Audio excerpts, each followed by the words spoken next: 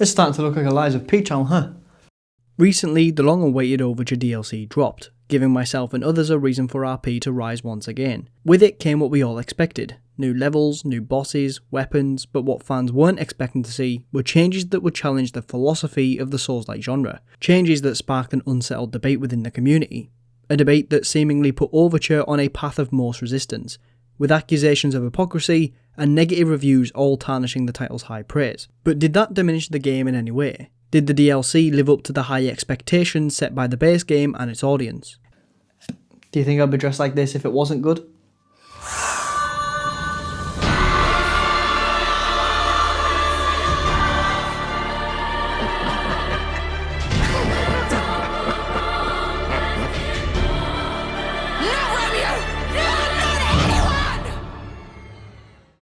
Overture takes us back in time to before the events of the Puppet Frenzy.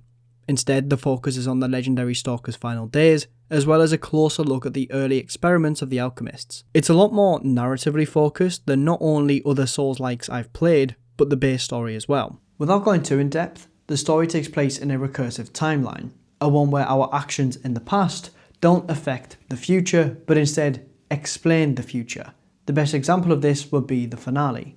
Alakino was stopped by P. Going back into the current timeline and speaking to him whilst wearing Leah's outfit has him recognise that it was actually us that stopped him all those years ago. The DLC also has details on the reverse side of things. We meet the Tracker, a mysterious stalker who we know is actually Alidoro, and in the base game you can find his outfit. If you're curious like I was and you put it on in front of him, he does actually bring this up and raises the question on how you got it. But I hope you aren't trying to impersonate me.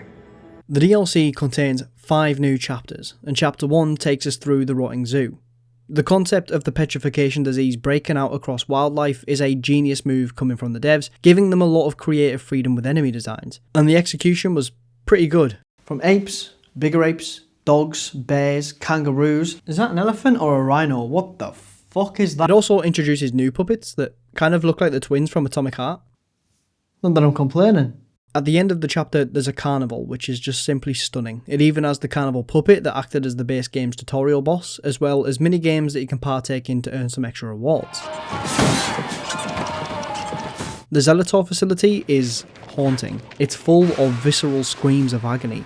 It genuinely had my palms sweating at times, and I didn't expect horror from Lies of P, but here it is. And it's crazy how much scarier this one level is in comparison to some actual horror games.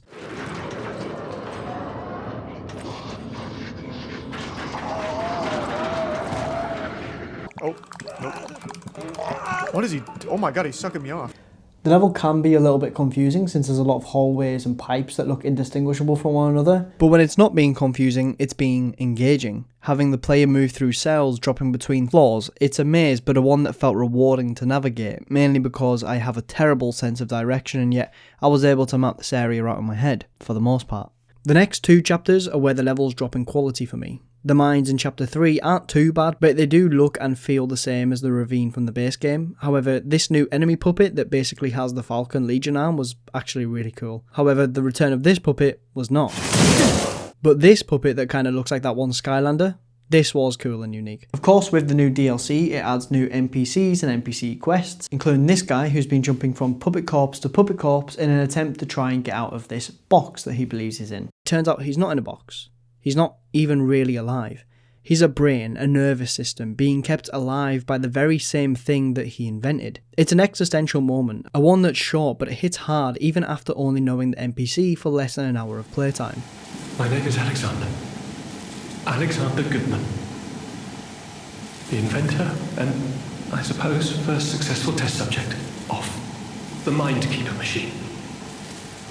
And you know, I wasn't lying, I really was handsome. Chapter 4 is thematically very different, set on an iced over sea going from ship to ship. I wish I enjoyed this level more, but I simply can't due to some of the worst level design this game offers. There's this one section where you have to run on a fairly thin section of ice. On it are multiple enemies that inflict the new freeze status, which slows you and kills you slowly over time. That itself isn't too bad, but you've got these fish enemies that jump out and casually travel at Mach 5 speeds, and they just don't stop. You can't outrun them, and again, this would be fine since they're easily parried and killed, but then you have a guy firing a cannonball at you. And then you have puppets that fire guns at you, and then if you manage to kill or somehow run past all those enemies and survive, you're greeted with a mini-boss. Did I say we were finished yet? You then escalate to a higher deck, and there's an enemy in the way with the same moveset as a mini-boss from the base game. Only then are you able to get to the Stargazer, and that's assuming you don't try and go for the shiny box over there, because that's surrounded with puppets that shoot, some have reaches of a football pitch, and another enemy with the Walker of Illusions moveset. When I tell you I had a breakdown at this point, I am not joking. Look at me. Look at me. Fortunately, the next part's much better. Oh my god. The chapter does redeem itself with one of my favourite parts of the DLC. We team up with Leah, the legendary stalker herself, to go through the last few monstrosities that stand between us and the final chapter of the DLC, the Monad Charity House. Yeah, I have the key. The Rose Estate, now a graveyard, bodies laying all over, a work of display of the blood artist himself. Within the halls are those afflicted with the petrification disease, and to add to the absolute misery of the situation, with only a couple of exceptions, the carcasses don't attack. In fact, they look like they're still mourning over their losses, grieving the massacre that took place. There's still so much humility in these halls despite them looking like monsters. Weapons. Whether it's building around a few or mastering one, Lies of P has it all. With the ability to break down and create all new weapons, with each blade and handle offering unique abilities to match anyone's playstyle. With Overture, the weapons are taken to the next level. Almost every weapon is unique in one way or another. Some regular weapons here are just amazing, like the mini Laxasia sword that can imbue you with lightning, making you dodge like the Sworn Sword herself, or just deciding to blast enemies with a powerful lightning attack. The Lorenzi Bolt Blade turns you into the Jet going back 5, and there's a weapon that's just a straight up flamethrower. And the boss weapons? Easily all S tier. The claws, which I use for the majority of the DLC, probably my favourite weapon in the entire game. The Gunblade I haven't used too much yet, but its moveset, and really just its overall design, is top tier. And the final weapon you get, the Monad Sword, it's one thing watching Leah use it, it's another thing to do it yourself. It makes you feel like you're in demon mode with the way that it cuts through bosses.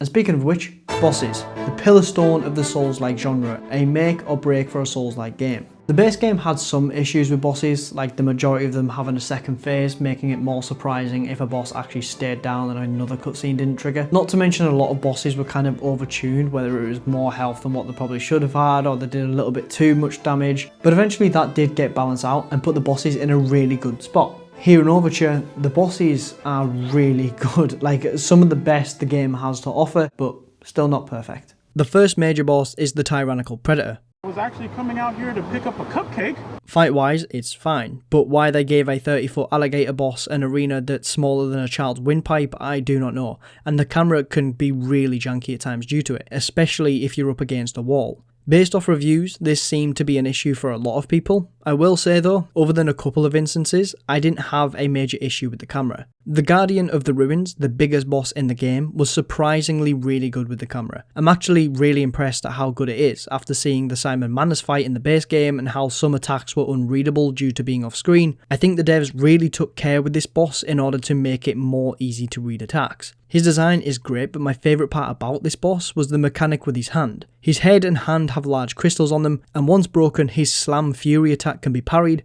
which causes him to bounce back up before falling flat, leaving him open to damage. And plus, this boss has one of the coolest fatal attacks in the game. Marchiona is another boss that mechanically really impressed me, and it's debatably my favourite boss in the DLC. Similar to Geppetto, she can control a puppet with the use of a tether, however the puppet isn't the boss. She is. It's a duo fight, swapping between attacks from her and the puppet, with the tether changing colour depending on who the attacker is. With how tight parrying can be in this game, being able to juggle between essentially two bosses that both have good combos and being able to successfully parry, stagger and damage them just felt so good. It didn't take too long to learn the moveset or to beat her, but I think that's a testament of how much I actually enjoyed the fight. I was fully engaged and every attack she landed I saw as my fault and I learned from it. I can understand why someone wouldn't like this fight though. Having to switch between both can be troublesome, however, I found it no issue with how snappy and responsive the lock-on system is in this game. There are also some non-main line bosses, including a couple of stalker fights, the first of which, Veronique, is the better of the two in my opinion. She wields a fire hammer with incredible combos and attacks that make you think twice about when you've got an opening. A problem with Stalker fights in the past is the ability to simply walk behind them and backstab over and over till it's done. If you try this cheese with her, she'll punish you for it. The only bad part about this boss fight is the fact that you don't get her weapon from it, but the drip is still pretty good. The second Stalker, yeah, I'm not a fan. Easily the worst boss from the DLC for me. He starts off as any other Stalker does, a parry check. After about a third of his health down, he drinks an elixir which gains him health back. Then once you get him close to death, he turns to a mutant carcass with long, unpredictable combos with very little time to punish and with the capability to inflict decay and break your weapon. And finally, where the DLC has been building us up to this entire time, the Blood Artist himself, Alakino.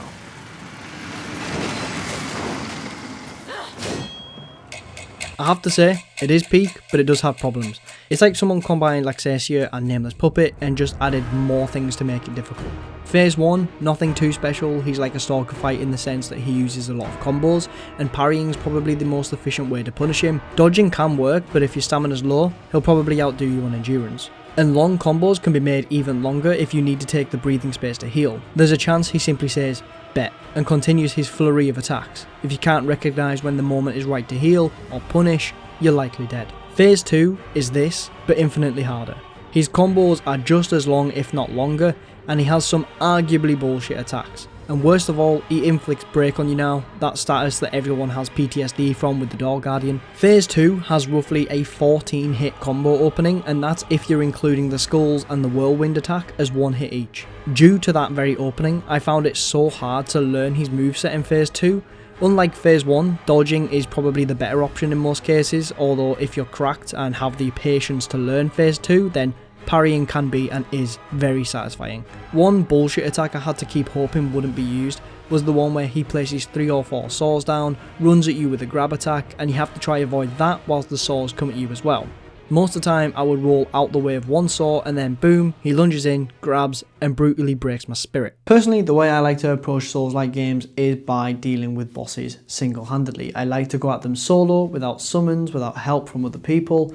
Personally, it's how I enjoy the games. But I do have one exception to the rules. If an NPC is implied to be canonically within that fight, or it's within their quest, something like that, I do like to use summons. Elden Ring's Radahn, for example, you can summon like 10 NPCs. I summoned all of them. Watching us all charge into this impossible battle was just thematically so incredible, like we're all running into war. Dark Souls 3, completing the Onion Knight's quest by summoning him for Yhorm the Giant.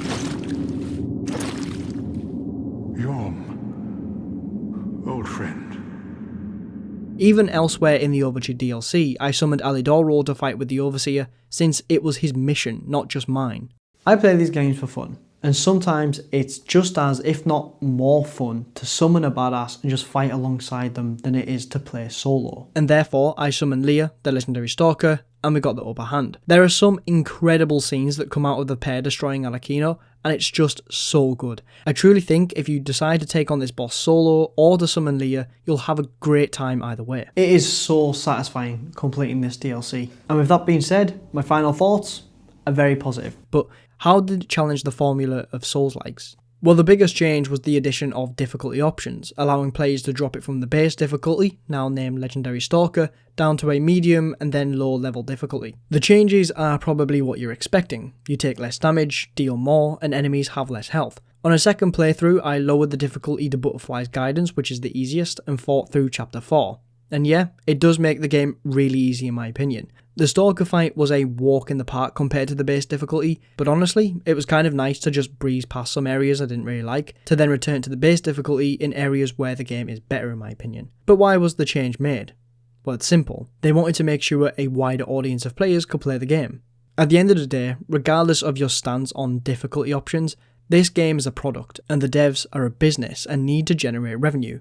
Being able to sell more copies to a wider audience allows them to make bigger and better projects. It's a win-win. The reason this switch to add difficulty options left a bitter taste for some was due to the director's previous statements, saying, We believe Souls-like games shouldn't have difficulty options. We believe the tightness of the level design is one of the most attractive things about this genre. For some reason, some seem to think that a person's stance on something is set in stone once it's spoken, and some think that they're shelled out, choosing to make an extra bit of money rather than standing ground on the principles of what makes a Souls-like. I don't think this is the case at all. It's been 2 years, views can change. The director also said he's listened to players' feedback, and there's no surprise to me that there's people out there, whether they're new or experienced players, that would like to get into Lies of P but couldn't due to the difficulty.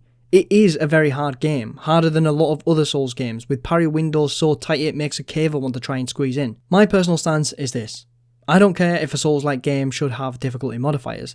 As long as the game is designed around the intended difficulty, and enemies and bosses aren't just sponges for the sake of padding out how long you spend on them, then I'm happy. Lies of P was centered around one difficulty, the hard difficulty, and so adding the easy options made no changes, except for the ability to change the difficulty. Apparently, this alone is enough to make the game bad, as according to this Reddit user whose post blew up for all the wrong reasons, if a person's having a hard time, they'll go to easy mode, and I guess cheat in this guy's eyes. Like, dude, come on, if you're not able to control yourself from changing the difficulty, are you even old enough to play a Souls-like? I swear, the only people that are actually complaining about this are guys that act like this. If you have another word, then no. I know I'm the writer, so it's difficult for other people to create words. I'm going to defeat whoever is in there, and then I'm going to vote myself for the next one and defeat the next person again. I am through with everything. If you think a game is bad because of an accessibility option that was added, just don't play the game. Don't buy the game.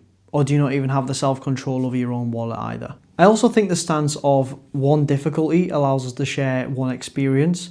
Whilst true in a general sense, usually in practice it's not that true. Yeah, all players who fought Romeo fought the same boss, with the same health and who dealt the same amount of damage, but some people were lower level, some higher, some used summons, throwables, others used overpowered weapons, upgraded equipment and so on. There's no one set experience, instead it's about how you approach the challenge and got over it. If someone wants to take the approach of a lower difficulty, then so be it. It doesn't affect you and your achievements don't outshine someone else's. If you're like me and you're not going to use the easy difficulties, don't. Simple. That's fine. This change wasn't added for you or me. It was added for those that want to experience what you did, but whose time may be more limited, or for someone who's simply newer to the games. There's a sequel in the works, and I think given the decision to add difficulty options now, guarantees that there will be options for the sequel too. I just hope they replicate what they did here with this game and center on the quote-unquote intended difficulty and then balance the lower ones, given a big part of the genre is the challenge that it offers. Even a game like Black Myth Wukong, which described as the devs as not a Souls-like, although seen as one by a lot of the community, doesn't have adjustable difficulty. It's a staple of the genre, but that doesn't mean that it can't be changed or that it's even a good thing. To come at you with some quick stats, according to Steam's global achievements, 87% of players beat the first boss. Only 55% beat Romeo, arguably one of the hardest bosses in the game, and only 26% of all players who bought the game on Steam reached an ending.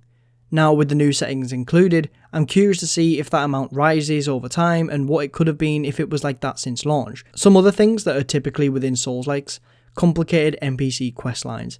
Lies of P does away with this, making it very clear when you're able to continue someone's questline. It's great, I don't want to miss out on quests, but I don't want to have a guide up on my second monitor just so I don't accidentally go to some area and, oh look, this guy's dead now and I can't do anything about it. Stories being tied together through abstract lore entries and item descriptions, although nice to feel like you're piecing together its world, some, including myself, are mostly there for the gameplay. Having the story more front and centre actually made me lean way more into it than any other Souls game, even making a near 2-hour video on the story myself. When I first played Dark Souls 3, my first taste of the genre, I hated it. It was harder than anything I'd ever played, and that was only the first section. I quit on Gundyr. I later came back, determined, and I beat the boss. I began to learn and understand how this game was supposed to be played. I started to love the feeling of the challenge and the whimsy of improving and overcoming impossible odds. Do I wish everyone could experience that? Yes, absolutely. But they won't. Some won't pick up the game again, and I would rather experience the masterpiece that is Lies of P in a lower difficulty than not at all. So no, I'm not the target audience asking for those changes to be made, but giving people what they want, giving those a chance to experience what I did, I am a fan of. So why not do it? With Overture and the base game, Lies of P took intended methods of the genre and improved, added quality of life features and innovated in a way that I can only hope they continue the practice of in the future. Without a doubt, it's still the best Souls-like. It's far from perfect, but in terms of quality, it's leagues above others and is the closest I've seen come to FromSoft's level. Thanks for watching.